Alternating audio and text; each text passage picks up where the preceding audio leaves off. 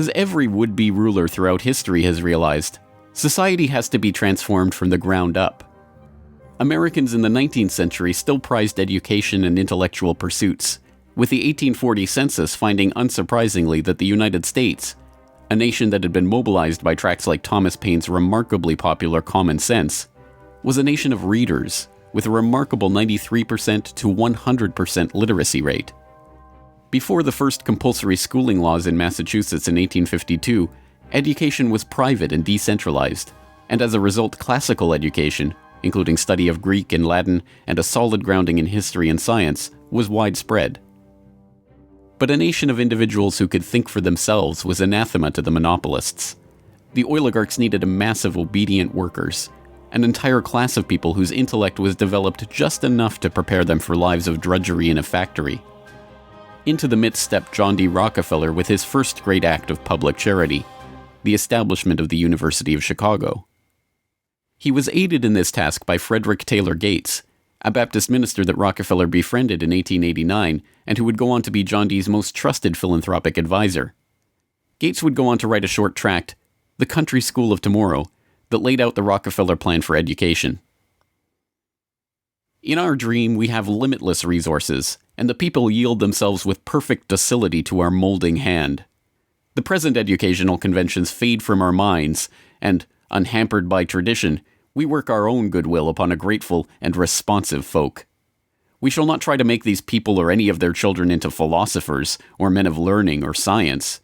We are not to raise up from among them authors, orators, poets, or men of letters.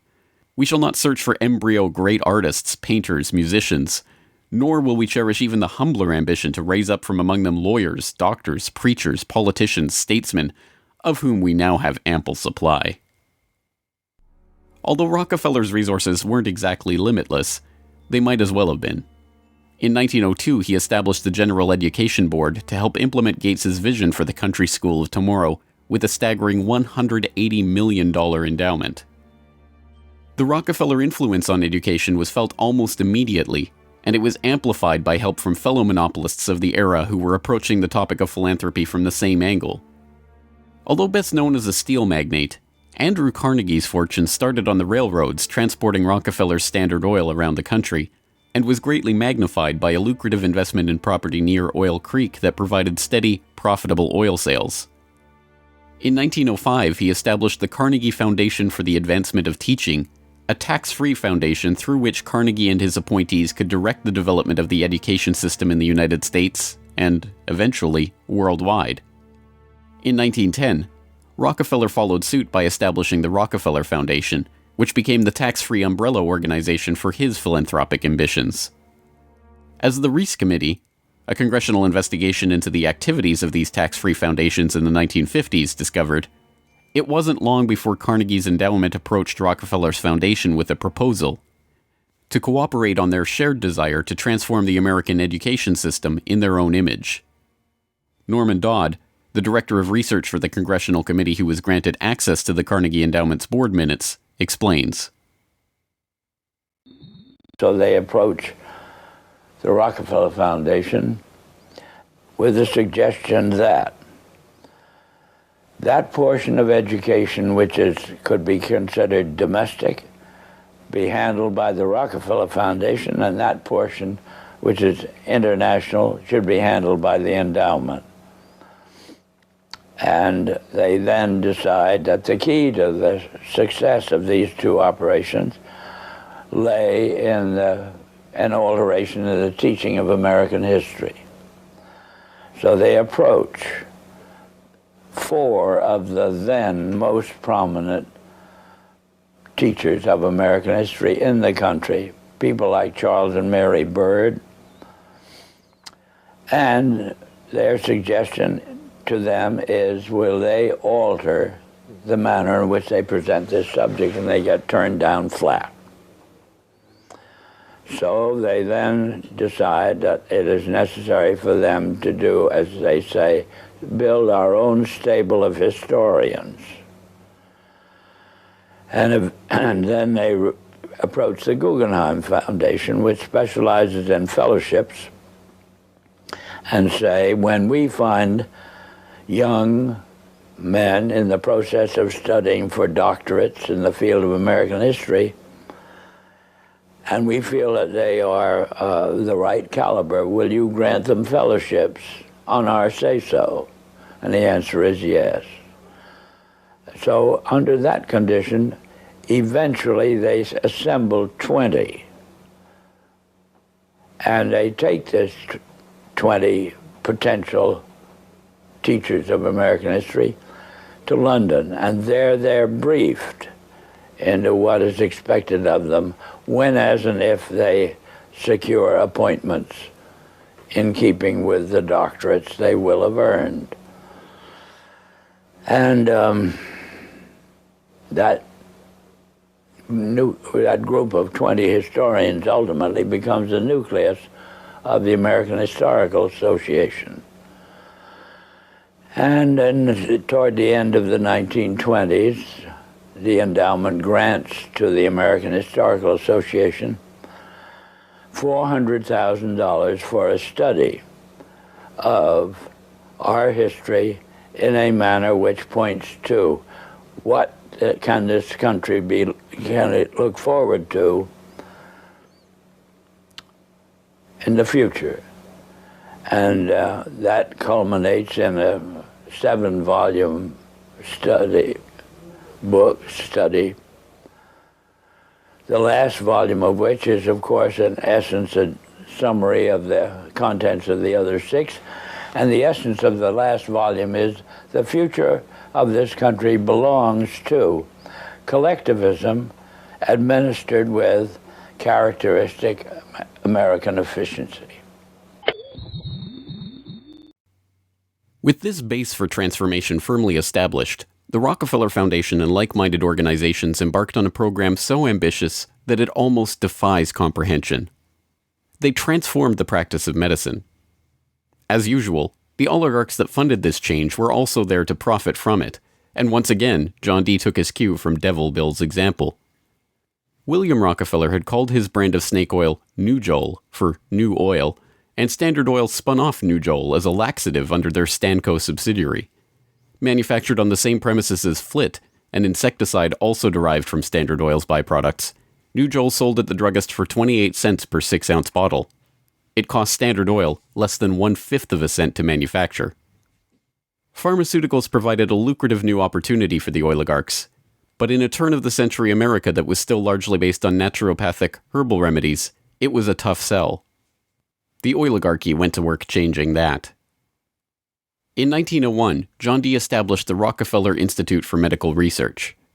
The institute recruited Simon Flexner, a pathology professor at the University of Pennsylvania, to serve as its director.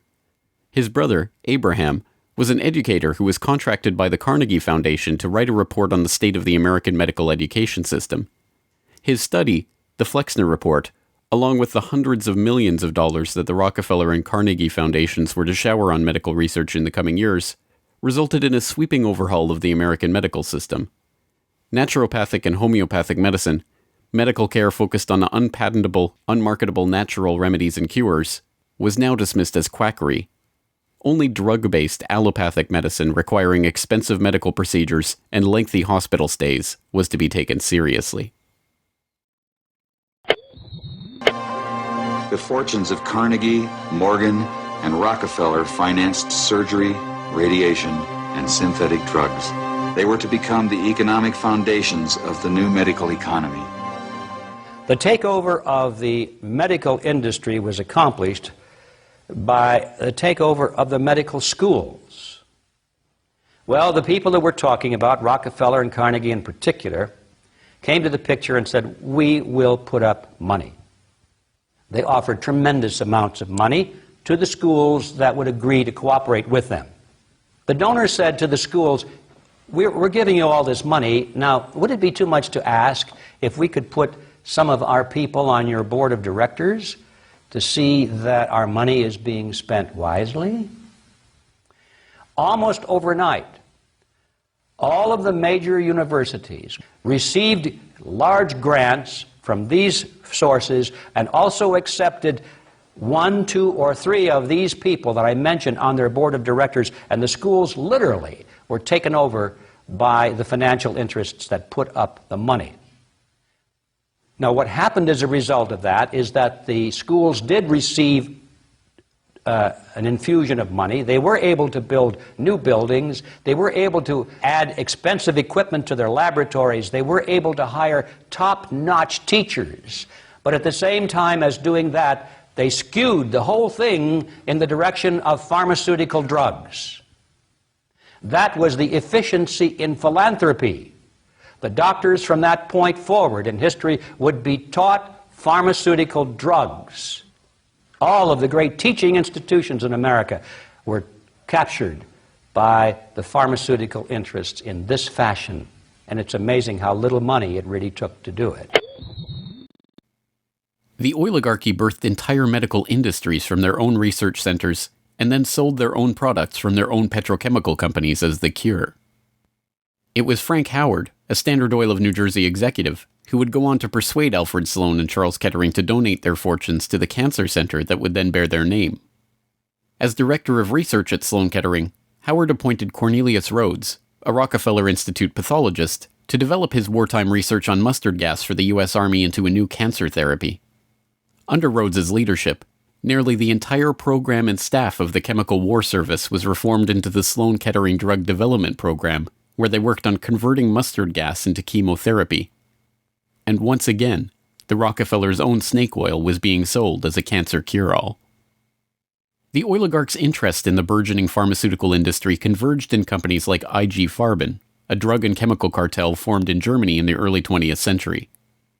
Royal Dutch's own Prince Bernhard served on an IG Farben subsidiary's board in the 1930s, and the cartel's American operation, set up in cooperation with Standard Oil, included on its board Standard Oil president Walter Teagle, as well as Paul Warburg of Kuhn-Loeb and Company, itself headed by Jacob Schiff of the Rothschild broker family. At its height, IG Farben was the largest chemical company in the world, and the fourth largest industrial concern in the world, right behind Standard Oil of New Jersey. The company was broken up after World War II, but like Standard Oil, its various pieces remained intact, and today BASF, one of its chemical offshoots, remains the largest chemical company in the world, while Bayer and Sanofi, two of its pharmaceutical offshoots, are among the largest pharmaceutical companies in the world.